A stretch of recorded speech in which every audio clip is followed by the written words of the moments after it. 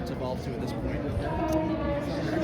I don't think our relationship is necessarily that much different. So I felt like we had a great relationship through our career, especially probably later on in our careers. We spent more time together as we started cycling together and shared more interests and spent more time together. So it's always been good, and I'm happy for those guys. Obviously, it's no surprise or shock that they're in the first ballot and they're here celebrating this year. So it's kind of a different feel because he's here celebrating getting the Hall of Fame, celebrating his career, and he's getting ready to go to Daytona. So I'm trying to let that all sink in and figure that out. What made racing the 48 team so different compared to what the rest of the competition, if anything?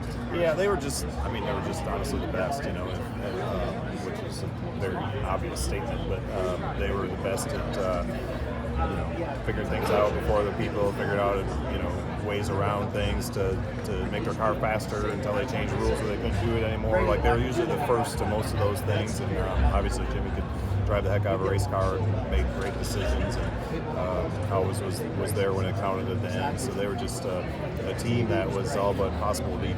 With Jimmie going in today, is he a competitor going into you? Is he a friend going into you, or is he your boss going in? Friend and competitor, for sure.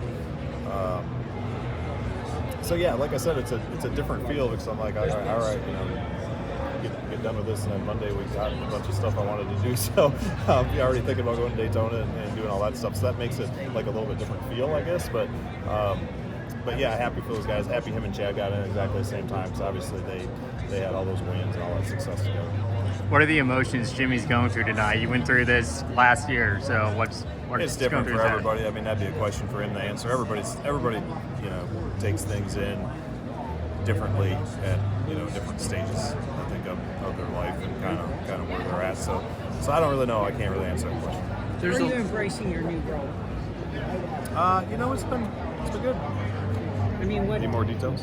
Yeah, It's been good. That would be nice. It's been good. It's been enjoyable so far. So, we haven't got racing yet, so it's just kind of getting started. But I've enjoyed it. Jimmie's been in town lately, so I've been spending some time with him and Eric and John Hunter, and just kind of getting rolling. But I've enjoyed it so far. So what all does it entail? I can't tell you that. It's top secret.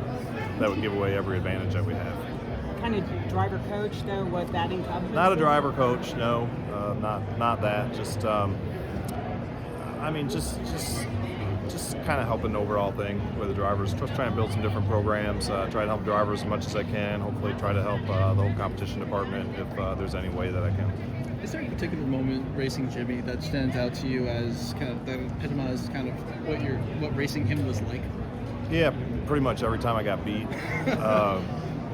Yeah, I mean, there's a lot. There's a few that stick out to me. There's one day which I know he let slip one time. He has his picture frame somewhere. But one day we led all day at Vegas, and he caught us toward the end. And that was before they reconfigured the track, and like the groove was right on the bottom, so we ran on the bottom all day. I passed every car on the bottom all day. And he catches me off at 2, and I kind of go down the block, and he's like, okay, and he acts like he's going to the bottom, and I went and set up for the corner. I did everything fine. I didn't really do anything wrong. I slowed up a little bit to get into 3, and he just buried it on the top and got right to my quarter panel and beat me off at turn 4 for the win. That one really sucked.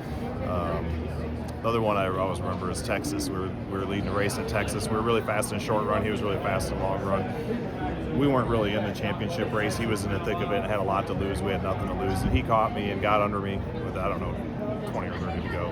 And I raced like right off his door and put him in a really, really precarious position. And I'm like, anybody else would have bailed or wrecked. And he got out one time, so he got loose, and he ran me back down again. And I made it as hard as I could. I was like, he's just going to run second. He's not going to put himself in a chance to wreck. And I left him zero room.